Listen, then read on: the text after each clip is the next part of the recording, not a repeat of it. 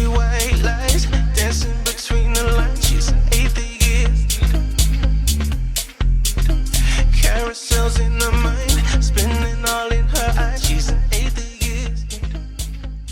Hello and welcome to the Digital Freethought Radio Hour on WOZO Radio 103.9 LP FM right here in Knoxville, Tennessee.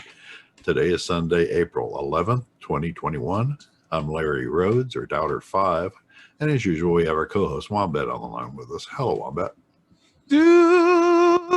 What's up, everybody? Yay. Doing well. And our guests today are George Brooklyn and Dread Pirate Higgs. Hello, all. Digital Freethought Radio Hour is a talk radio show about atheism, free thought, rational thought, humanism, and the sciences. And conversely, we'll also talk about religion, religious thought, and atheism. I lost the line there somewhere. Anyway, Wombat, what's our topic today? I'm sorry, Larry, were you talking to me, my body, or were you talking to me as in my mind? Your mind, definitely. On the spiritual plane that will outlive my body. That's right, your mind. Okay. If you're talking to my mind, then I'll say I don't know if it'll gladly. outlive your body, though. Oh, okay. I will gladly say either way. We're going to be talking about dualism today. I think it's going to be a fun conversation. But before we get into the meat and potatoes, I'm going to throw it up to our own Dread Pirate Higgs for our weekly invocation. God be me captain, I shall not want. He maketh me to float in salt waters. He steereth me through glassy seas. He filleth my bowl. He steereth me through the straits of noodliness for goodness sake. Aye, though I sail through the heaving of tempestuous waters, I will fear not sinking, for thou art with me. Thy mast and thy rudder, they comfort me. Thou preparest a feast before me in the presence of me mates. Thou quenchest my thirst with grog. My goblet runneth over. Truly pasta and grog shall follow me all the days of me life, and I will dwell in the galley of the quab forever. Amen. Guys, I've been having some weird problems because I'm getting back on that whole, this is not true. This is obviously, this is my bit. This is a fair warning.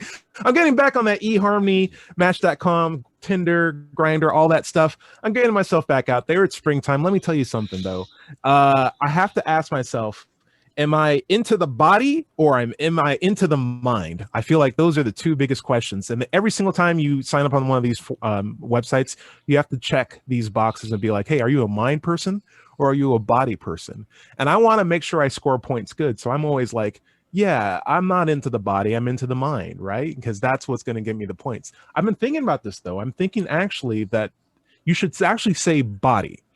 And the reason why I say body whenever you're asked if you're a mind or a body person is because, in my opinion, the mind seems to be a product of the body. Like, I need muscles, I need proteins, I need salts, I need liquids to keep my mind working. And I feel like very much my mind is an emergent property of my body. So the better I take care of my body, the better I have access to my mind. I don't know if that's necessarily the case, though, because there is people who believe that they are two separate things. And I think that falls into the category of dualism. Like the mind and the body are very distinct and objectively different things. But I'm not sure if that's what everyone here in this conversation believes. So let's do a roundtable. Dread Pirate, what do you think dualism is? Do you think it's like what? I think it's precisely as you put it. And certainly what Rene Descartes was alluding to when he said, I think, therefore I am. He was a dualist, and his philosophy is based on the idea that the mind or the spirit, or there's two aspects to our existence. One which is encapsulated by our bodies, and one which is sort of inhabiting the body as something outside of the body. So, yeah, that's what I understand dualism to be. Could you throw this out then? So, like, does it stop at just two? No, I mean, you think like even Catholicism, right? You know, they have there's the Holy Spirit, and then there's the soul. Mm-hmm. So there's different sort of non-corporeal aspects to existence aside from just the body and the spirit. I guess what I was alluding to is like, do you have? We can measure a body and we can be like, hey, that's one body, but like, Scientologists would say there's a collection of souls, for example, that could be inhabiting a body, and that's not just one thing. Right. How do we have any idea of like this soul, or at least for Rene Descartes' point of view, like, yes, it's more than one, but how do we know it's two? Dualism seems to apply to. Yeah, I think it's arbitrary. It could be a trialism. Oh, that's interesting. Quadralism. Quadralism. Yeah, like, or Trinity within myself or something like that. It's a weird thing. Once you get past one, it gets a more murky thing if we can't measure it. That's Larry, right. I'd like to get your point of view. Dualism, what do you think it is? I think it's non-existent. I think that hey, let's be nice. Let's be nice. No, you asked me what I think. I haven't. You don't look that up in the dictionary like fairies in the dictionary. It's like they don't exist. Right. Next word. It exists in the dictionary. Okay, I think that your eye, the eye of our psychology, is affected directly by drugs, surgery, prefrontal lobotomy, injury. Anything that you do to alcohol. The brain, you also affect the mind. So it's inextricably entwined into the physical presence of our brain. It's an emergent property of the brain, and without the brain, it would not exist. If your brain dies, that's the end of the mind. That's my take. So I'm this isn't a challenge, but I'm just poking. It's like, it doesn't seem, is there any tools that we have that can measure mind activity? Because we can definitely measure brain activity. Sure. So like, MRIs, I think, will do it.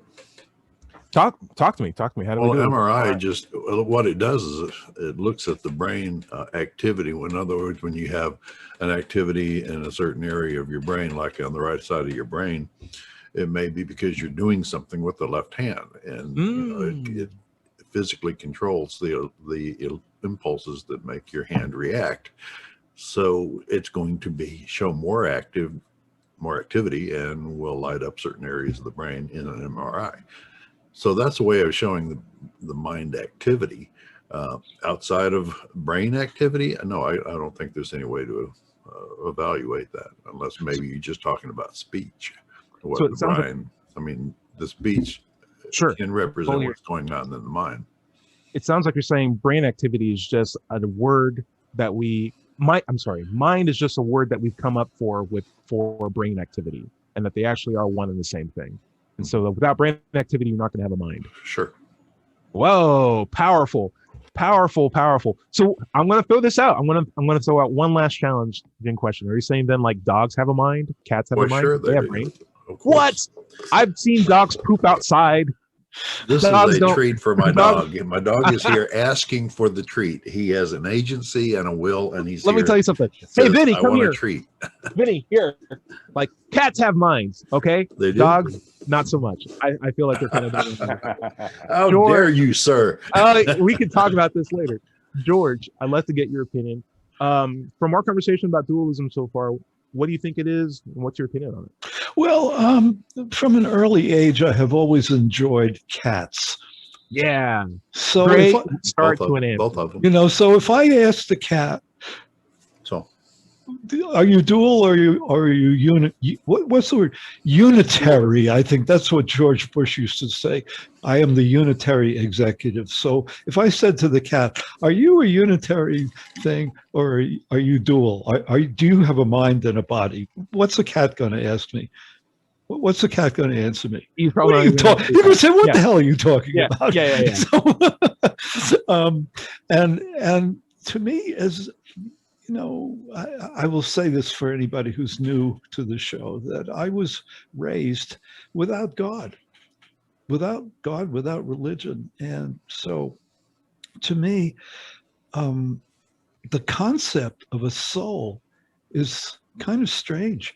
So I'm sort of equating that with, okay, the soul is the mind, and that is thought by many people to be distinctly separate from the corporeal existence. That mind, that soul will continue to live after I die. And but I can't relate to it. It's not organic to me. It's not, I'm not programmed with this. So you've never had an inclination, maybe even when you're working out, or if you are doing like a particularly hard task, maybe it's just focusing in class or trying to teach a kid a clarinet or a recorder and he's just not paying attention, and you feel your body getting angry. You're like, come on, kid, just do this thing. But in your head, you're saying, hey, George, calm down. We got to walk through these steps. We got to stay awake in this class. We got to make sure we don't cough in this person's face who's not wearing a face mask. Like, don't you feel like there's a voice in your head that's telling you that you identify with as you command your body to do things or not do things? That, like, don't you feel like there's sometimes your body wants to do something and your mind says, no, we're not going to do that. We're gonna. Oh yeah, of course, yes. So what is that? I won't go into detail right now because it's not fit for radio. Sure. So what is that if that's not like a dualistic, set of forces? Well, it is dualistic. No argument for me. Oh, yeah. Larry, you're shaking your head. Why are you shaking your head? Well, because your mind, your brain is producing your mind, which your brain is part of your body. Mm. Okay. These other emotions that you have, adrenaline pumping through you in times of danger, or sexual arousal when you're not really wanting to be there. Let's say you're on a massage table or something, and your body is basically not doing what your mind wants it to do, type of thing. But it's still your body reacting to outside stimulus. It is not something supernatural, not something physical, not autonomic from the body. So it's different parts of your body react in different ways. Mm-hmm. George from Buffalo. Okay, are you connected with us? Yes, fantastic. Yeah. So we're talking about dualism today, and the nature of, like, is it possible that you might exist outside of your body, or in a way where it's like you can command your body what to do? That the you that I'm talking to is not this physical bag of chemistry, but rather something controlling your body. Like, what is your opinion on that? Do you have a perspective on dualism? I'm a chemist. Need I say more? Yes, because I've seen some, and trust me, I'm a biochemist too, but I have gone to labs where it's like, you see crystals, you see rabbit's foot. Like, it's a shame to admit this, but like high degrees in like very necessary fields do not necessarily imply a good critical thinking regimen on the supernatural. And so, Dread Pirate, I'll get to you real quick. I'm just wondering, George, what's your opinion on dualism? Not the opinion, but what do you think dualism is? And do you have like any hot takes on it other than you don't believe in it? Yeah, I guess maybe I'll pass on to the next person and give myself a chance to think on it, since I just cool. I can respect that. Dread, what's your thoughts? So I was thinking, about some of the arguments against this whole idea of the spirit or soul. Sure. And the fact that it actually violates the second law of thermodynamics, right? It's like all things are moving towards entropy. So, we ingest food in order to power our bodies, and our brains being a part of our body, right? Uh-huh. So if there's a spirit that exists beyond us, what is powering it? Right? Because if we stop feeding ourselves, we will die. Okay. How is the soul as an energetic form in some way being powered? How is it being sustained?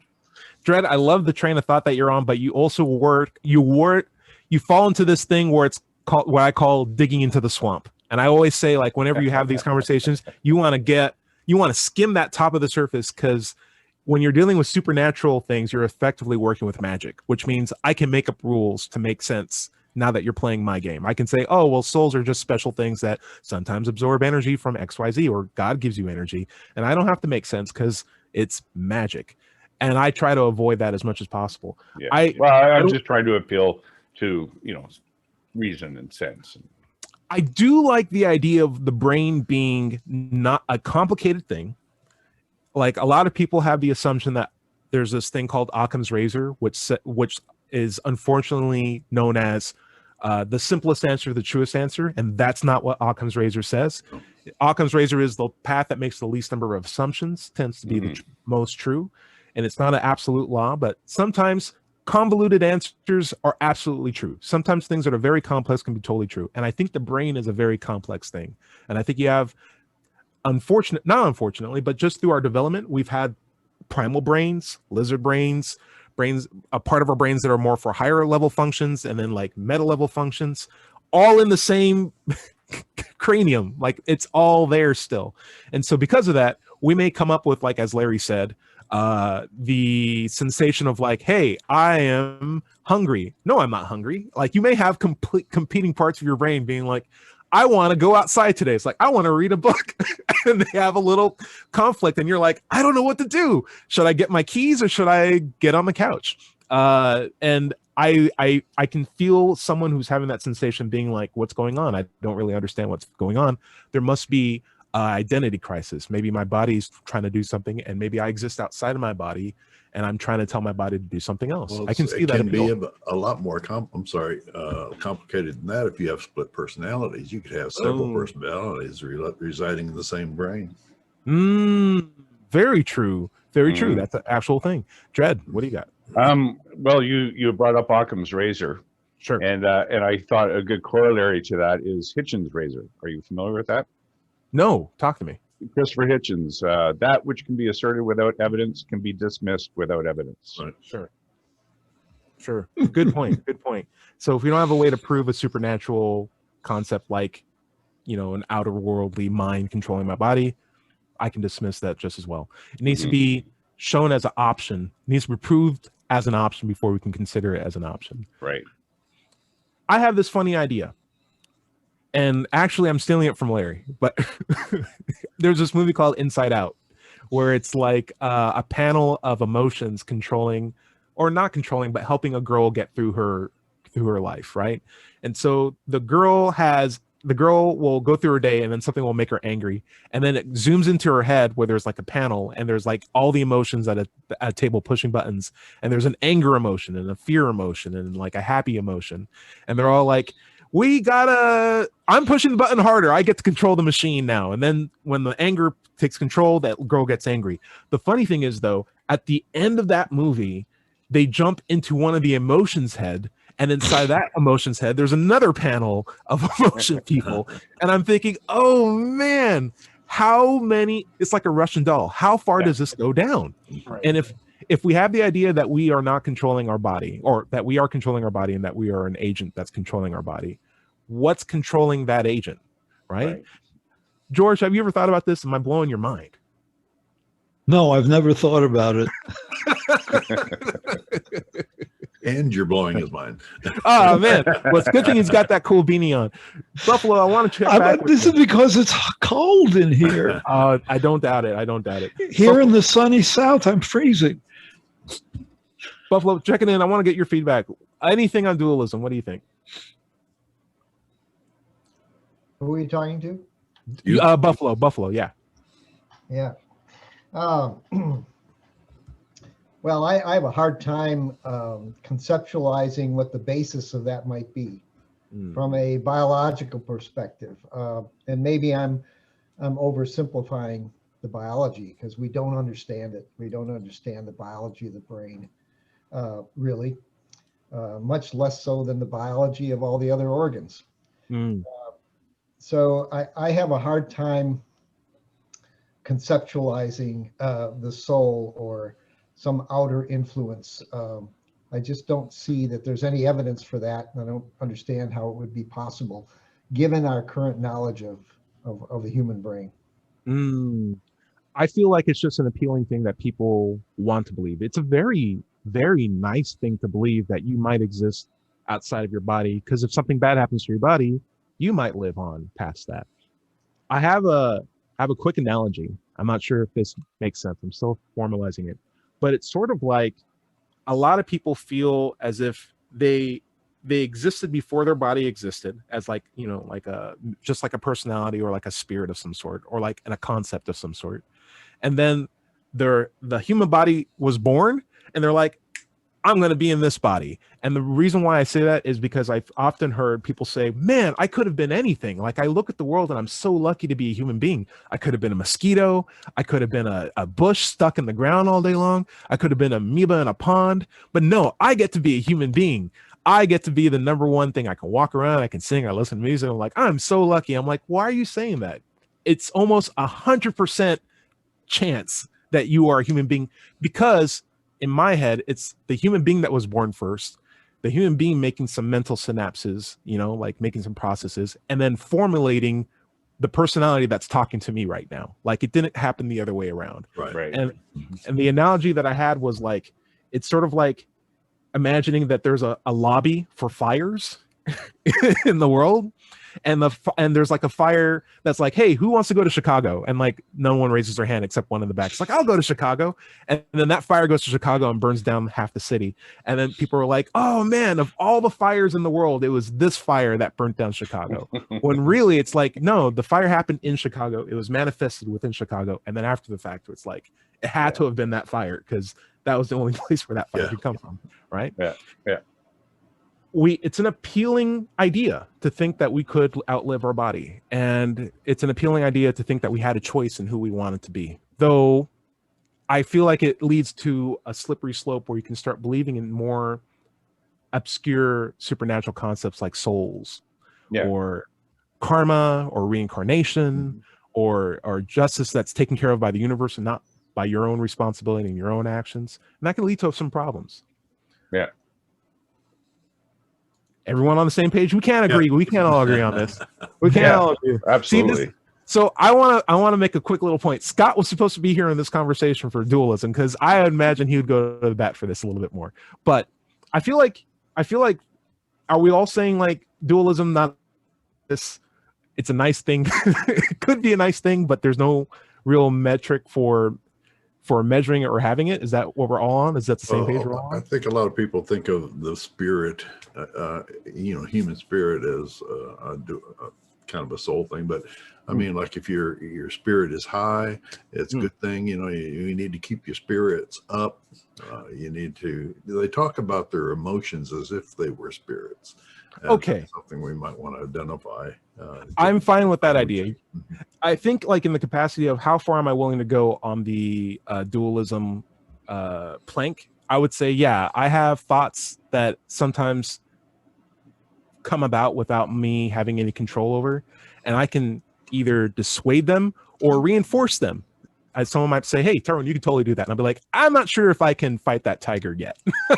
And then I have someone be like, you can totally run an extra mile. And I'll be like, yeah, I'll do that. Yeah, sure. So there is an agreement or a conversation going on in my head. And I feel like as long as I'm aware that that's me talking to myself, that's my body talking to my body, I'm totally fine with that. I think that's good. You know, you just raised an interesting point with me is that I used to be big on running long distances when I was young. I did experience the so-called second breath, and that maybe one time I experienced the third breath. And I've often wondered, what is that? And I've sort of concluded that it's just a conditioning of your body to the point where your body has a higher capability than when it was not in condition. But still, it was sort of like a magical moment. And I've often wondered, I'd be interested in other people that may have experienced this as to how they think this might come about, because it's the physical versus the mental, maybe. Right. Yeah, anybody got an explanation for that? I got a weird one. And how much time do we got, Larry, before we head out? 4 minutes.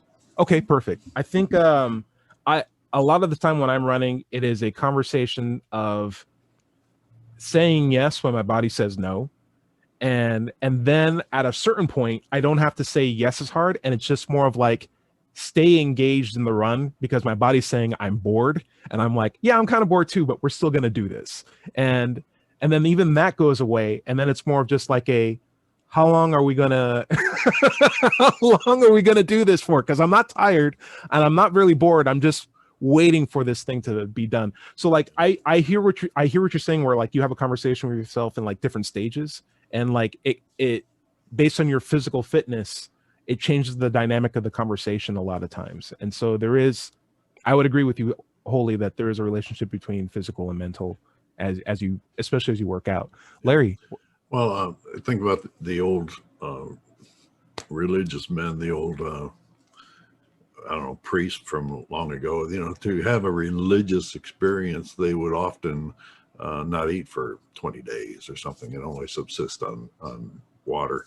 So depriving your body of certain physical nutrients can actually trigger psychological events and hallucinations, even audio hallucinations, which you normally would think would be as a product of your mind and thinking, and senses, but it's actually something produced because of lack of nutrients. Right. And that's actually a good account for an explanation for Jesus, when he went into the desert for 40 days and fasted and then met the devil. I mean, right. Yeah. I probably meet the devil too. Probably do that. I'd probably meet the devil too. I'm like, get me out of this desert. This might be a good time to take a break. Sure. This is the Digital Freethought Radio Hour at WOZO Radio 103.9 LPFM right here in Knoxville, Tennessee. And we'll be right back after this short break. To the curious, the inquisitive, the seekers of knowledge, to the ones who just want to know about life, about the universe, about yourself. Not cute questions, big questions, ones that matter. To the rebels, the artists, the free thinkers, and the innovators who care less about labels and more about truth, who believe nonconformity is more than a bumper sticker, that knowledge is more than words on a page. You're young, you're old, you're powerful beyond measure, and the fuel of that power is not magic or mysticism, but knowledge. The things you see, the things you feel, the things you know to be true. Sure, some will doubt you. Let them. Dare to think for yourself, to look for yourself, to make up your own mind. Because in the eternal debate for answers, the one thing that's true is the power of logic.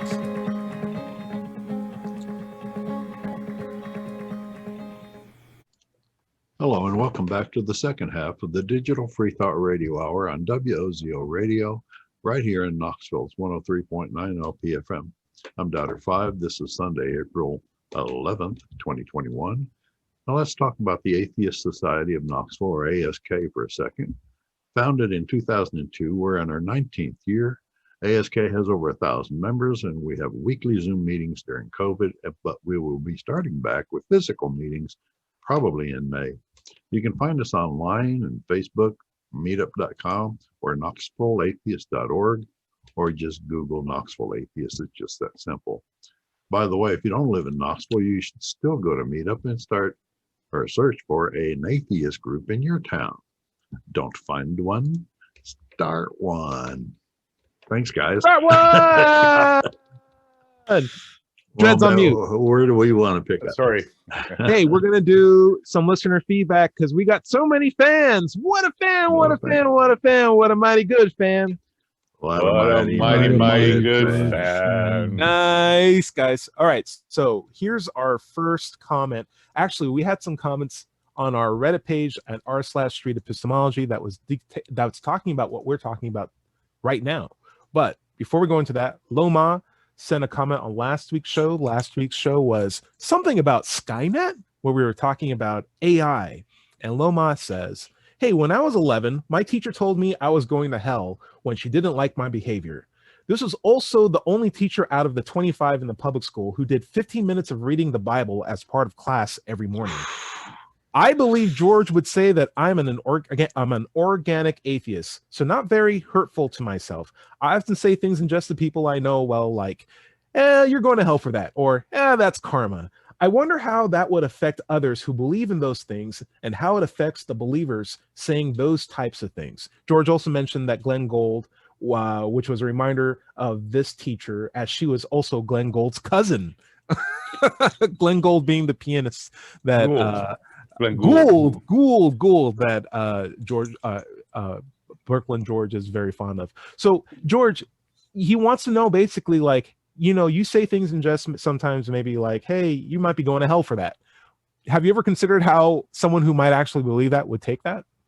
I have no idea, because for one thing, nobody has ever told me that I was going to hell. No one's ever told you that? No, All right. not at all. You want to You're try it going out to right hell, now? George. You're going to hell, George. You're going to hell. Larry, we're going to go be there. Everybody's Hey, going man. to hell. You're going to hell? Somebody else's religion. You You want to get on this? You'll be first in line. He was like, oh, he's Jewish and an atheist? Oh, that's perfect. We got a special line for you, buddy. And he plays the recorder? Oh, we got the special table, discount for you. When you say, hey, you might be going to hell, have you ever considered how someone who might be absolutely serious about hell would take that? And have you ever been accosted by like, hey, don't say that? I have been when I was growing up. I have actually said I like Powerpuff Girls that has a character that looks like Satan that's named him. And I was like, I love Powerpuff Girls. And then someone stopped me and said, hey, you can't like that show because Satan's on that show. I've had people come up to me and say like, hey, you can't like Dragon Ball Z because there's Super Saiyans on it. And for some reason they considered Saiyan and Satan the same thing. I know I'm not talking to the people in this room right now. I'm talking to the internet folks. But I've had people say you can't like Pokemon because there's psychic Pokemon and that's anti-Christian. I've had all sorts of things like that happen. And I just look at them and I'm like, you guys have completely missed the zeitgeist on this thing. It's a fun, great thing. Yeah. Dread, maybe for you, like, have you ever been to like, I don't know, what would be your thing? AC/DC or like rock lyrics and you're like, what do you mean I can't like this? What's wrong with you? Well, I mean, I was raised Roman Catholic, so I was. Oh, geez, you couldn't have. I was ensconced in all this kind of crap. Or pardon my language. It's okay.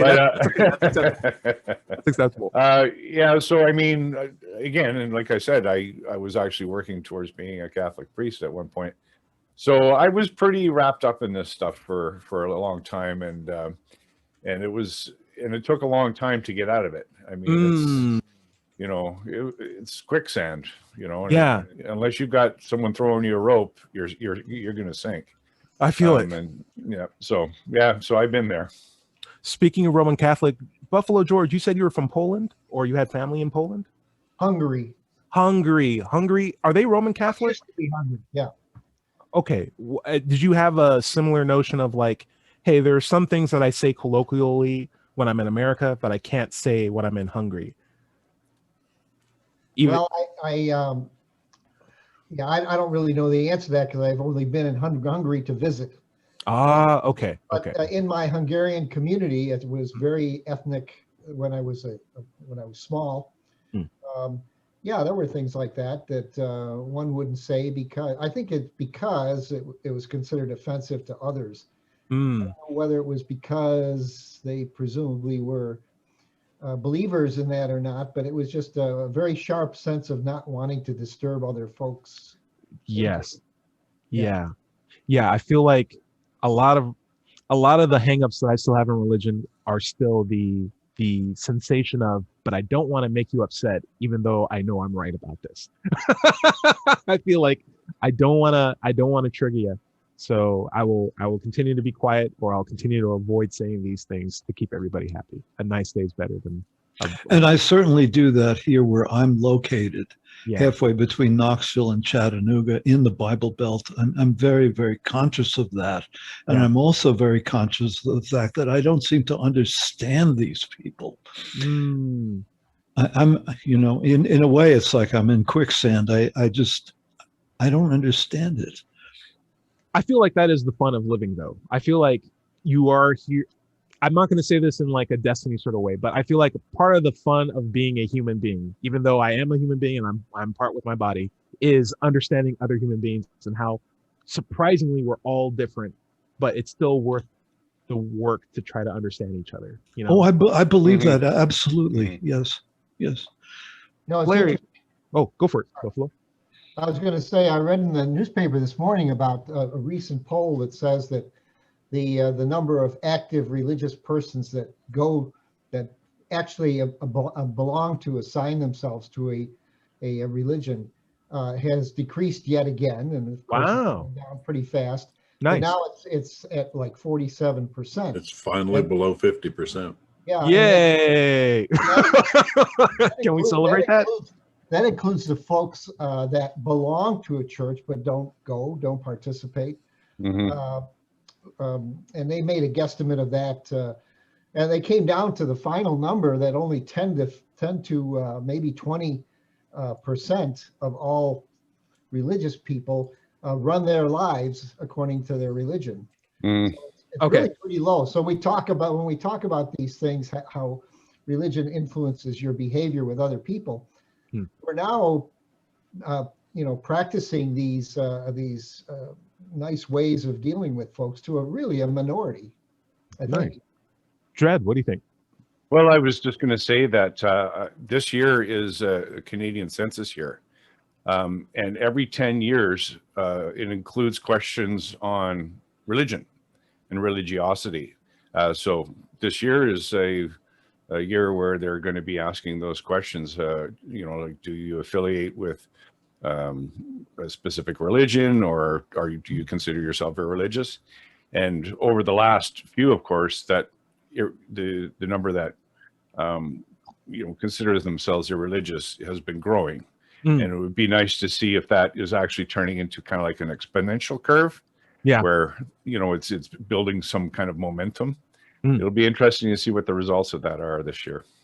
I would also say, just my 3 cents, we tend to move things in history as a cycle, and America wasn't always as ardently religious from the beginning, from the get-go. In fact, a big part of America was like, we don't want to be that religion. We want to be a separate thing. And it wasn't until the 1950s where a lot of this religious crux came back into, our system, because a group of powerful people decided to make an enemy out of a very specific nebulous group. And everyone glammed onto that because we are very inclined to be very tribalistic with what we decide not like and like.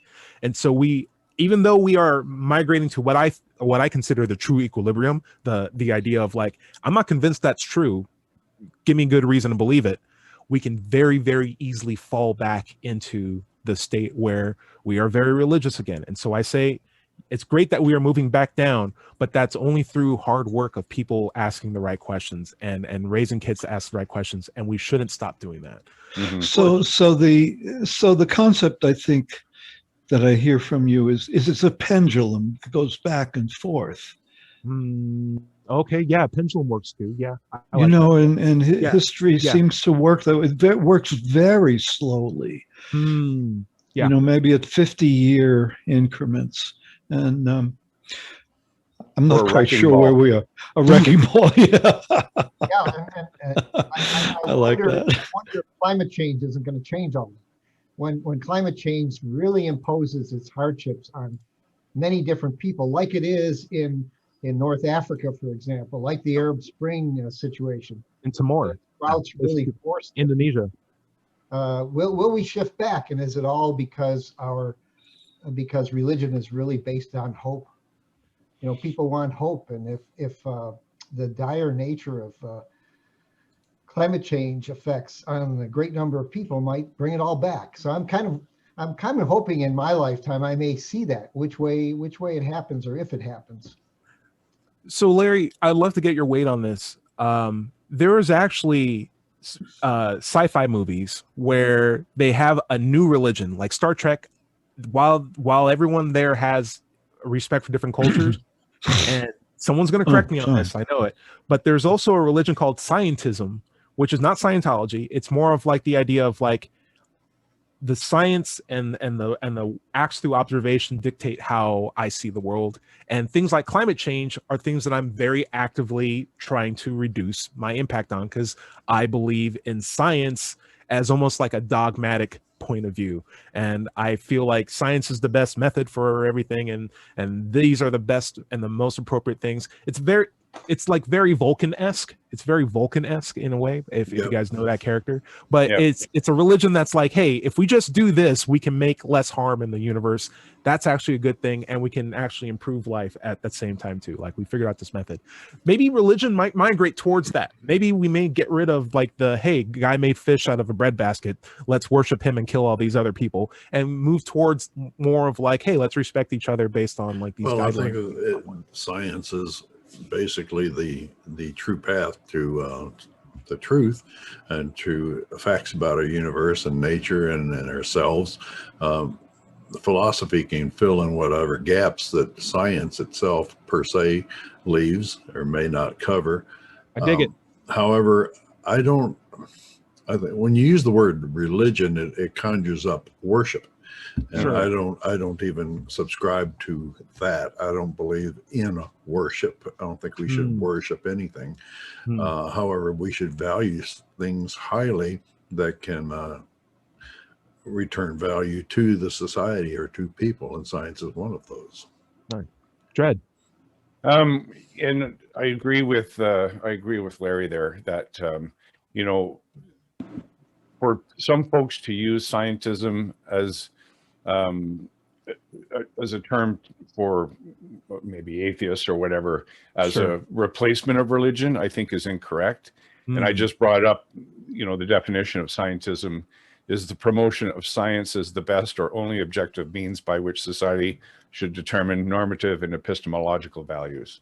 So it's not really religious because the method, science is a methodology, right? It's not a, Right. it's not a, It's a it's method. not a thing. It's not like kneeling before a microscope and or a test. Sometimes you do that. Sometimes you just need to get that paper out of the way. You're just like, please be red. I dyed you red. Please turn red. Please be red. Oh, it's red. Thanks. Right. Gods of science. I can publish and graduate. Yeah. Oh, Yeah, I've been there before. So I do like the idea of religion becoming less extreme, and I feel like it is a pendulum, but I think one of the reasons why it's swinging more slowly is because we are becoming more mixed as a culture, and we have technology that allows us to travel anywhere in the world, communicate with anyone around the world at very, very easy. Like, I'm doing this for free. Like, I'm calling all you guys for free. That's crazy. Like, this is a nutty video call that back in the 90s, this would have cost, I would have to put in 1-800 call collect, and you guys would have put in a quarter in a payphone. It would take forever. I'm just doing this for free. This is a fun thing. And I feel like because of that, the exchange of ideas will eventually increase everyone's standard of evidence. It will take some time, but it's even more inhibited to go backwards now.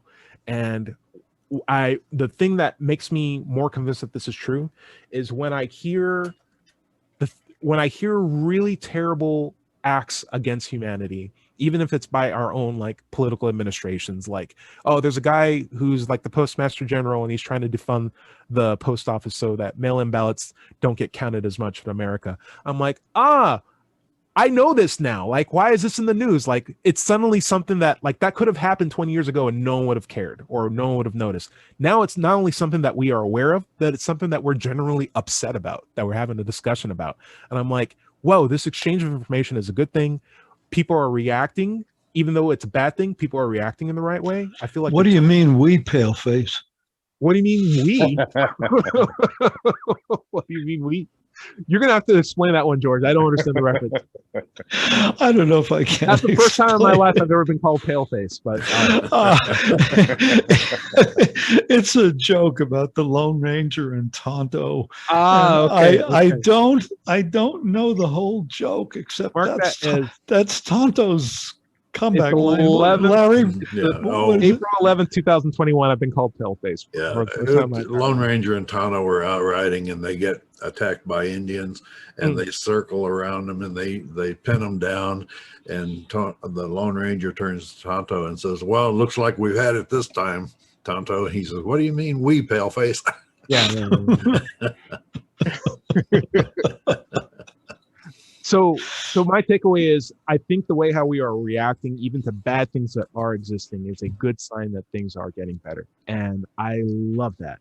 And so, yes, pendulum swinging. Let's be mindful of that it can swing in both ways. And let's try to do our best to make sure that we move towards a better equilibrium as a group. Guys, oh, there's someone in the background, Buffalo, who's watching in. I see you. Hey, what's up? How are you? What's going on? And she's saying it's almost time to go to our kids' soccer game, and Eric is probably on the way to that game and expects us to be there. So fair enough. Larry, what's our time? Is it almost still time? have about 8 minutes. talking to you guys. Okay. No, we Buffalo. have several because we took a long break. That's not really going to play. What's something that you would recommend that we check out before next week? Oh boy. You're on the spot. Any good books? Any good exercise tips that you would recommend? I'd like to study further or talk further about this, the trend in terms of religious either gaining as a result of people seeking hope or falling back, because I'm not so sure. Okay. What would make you more convinced that it was going down? Yeah, okay. See you later. All right. Something to consider. See you, George. George, I'll throw out that question that Buffalo was asking us. Like, he is a little doubtful that religiosity is going away, at least as far as America goes. What would it take for you to be convinced that religiosity is actually, leaving in your small, in your? Well, it's interesting because I read the same thing that George Buffalo did. I mean, it was in the media, so I read it in The Guardian. And what would it convince me? I believe it. It's very hard for me in my quote soul, to grok that being here in the middle of the Bible Belt. Sure. What would it take for you to be like, oh, Bible Belt's getting a little more woke these days? Like, what would that take? I don't know, because I'm scared. I'm afraid that that's wrong, or that these people are all going to get guns and go around killing people. So maybe if you got a little less scared, maybe if you found something that made you less scared, like a pride parade that was, more or less well accepted, or, hey, whatever. It's very hard for me to on an emotional level. I see. To buy into it. I mean, I come from a Jewish background. Sure. And so I have very distant relatives who didn't make it through the 1930s. Got it. Or the early 1940s. And I don't think about this very often, but, there were a lot of Jewish people in Nazi Germany who thought, oh, yeah, this will just go away. It'll just blow over. I hear you. I can tell you this. Here's my 3 thoughts. One quick thought, and then we get to Dread.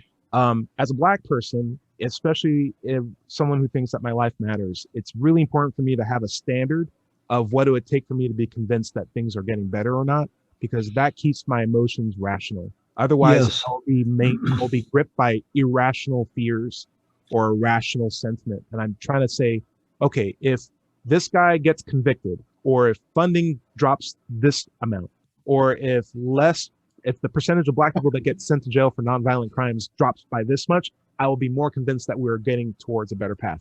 I have to have those metrics, and I would recommend that you think about those. Yes, Dread? Indeed. Dread, comments? I was going to say that one thing that would indicate that to me that America was moving away from religiosity is what I don't hear the president say at the end of the State of the Union address. Okay. God bless America, right? Yeah. You no longer, if the president no longer says that, that's a pretty strong indication. I'll be waiting for that day. Yeah, same here. Larry, what do you think? What would it take for you to be like, oh, okay, we are actually dropping down in religiosity? It's not just a number in a newspaper. Well, the number of representatives that we're having in Congress who self-proclaim as atheists or non-believers has gone up quite distinctly this last election. So that's a good metric, I think. That's a really good metric. I wasn't even aware of that. Yeah. That's fantastic. One thing that us atheists and non-believers have always lacked is representation. And Sure. We're starting to get some of that, at least in the House. I don't know so much about the Senate. I think Bernie Sanders is on our level. I think he's like, I'm good with God. It doesn't have a problem with me. I don't want to talk about him anymore. It's no big deal. You do that well. I appreciate it. I would say this. My metric would be the tone of how that news article was. If it was like, people aren't going to church anymore. Oh no, please run to your nearest church and get indoctrinated. Well, it was like, that's a problem. But if it's it was a neutral article. I like neutral. I like that as a neutral story. It's like, people aren't religious anymore. Okay. Anyway, so this dog can dance. Look at this dog dance the mariachi. I'm like, I feel like we're getting on more of the level, because if we went back to the 1600s, that would have been front page news. People would have been tarred and feathered. And now it's just like, religiosity is dropping down. No big deal. One thing I want to mention about the article is that they made a very important distinction about age ranges, so that it's the young people who are coming forward who are the most inclined to simply not have. I think a lot. I'm sorry. I think a lot of religion that has to do with the kids are online more, and online is where religions go to die. In my words. But some of them are. That's right. But some of them are accelerating their effect online too. Yeah, there's some toxic mind thinking that does get accelerated on the internet for sure, but old school toxicity is definitely on the dying. So I'd love to see how that evolves over time. George, is there anything that you would recommend that we check out before? Yes, absolutely. We've been talking about the mind and the body, and I want to recommend a Doctor Who story. Okay, go for it. Okay, it's from the 1960s. I think it's the story is called The Brain of Morbius. Ooh. And it's a great Frankenstein romp. Nice. So it's Doctor Who. The Doctor is played by Tom Baker, and the name of the story is The Brain of Morbius, and it's a lot of fun. It includes a brain in a jar. Wow. And what's the name of the Doctor? The Doctor. He doesn't get the joke. I just love it. I just love poking it. The Doctor never has a name, but this is the years that were played by Tom Baker. Cool. Dred, is there anything that you'd recommend that we check out? I've got my YouTube channel, Mind Pirate, Pyrate. And I'm just going to start posting these recordings on here until I get it figured out how to live stream again. Very, very cool. Very cool. Yeah. On my page, I would say I'm playing Tetris again. It's a beautiful game. Very, very simple. It's the falling blocks. But what I really love about Tetris is there comes a point where the pieces are falling so fast that you start to panic and you feel it in your body. But you have to tell your brain, if in a weird way, you're telling your brain, calm down and just look at what the next piece is, figure out where it needs to go, and just do the inputs to make it go where it needs to go, because we already have another piece on the way. Just stay calm, stay relaxed. And so your body's like, oh my gosh, and your brain is like, you gotta chill out. And I do feel that it applies to the dualism, talking to yourself sort of mindset, but it is just your body talking to your body.